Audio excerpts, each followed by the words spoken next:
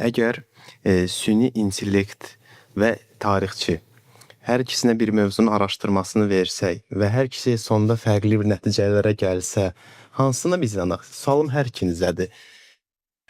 Suni intellekt onsa tarixçilərin yazdığı və zamanla internetdə paylaşılan dataları əsasən çıxardır.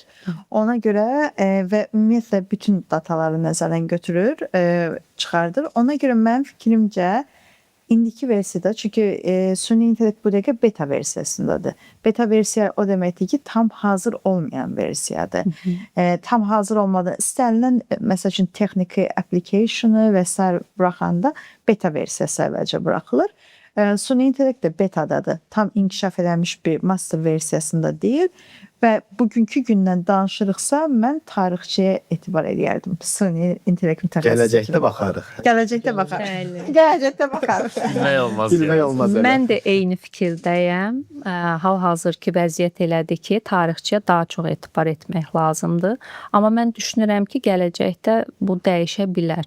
Yox, dəyişə bilməz. Yəni həm tarixçiyə etibar etmək olar, həm də süni intellektə. Yəni bu gələcəkdə mənim fikrimcə belə olacaq.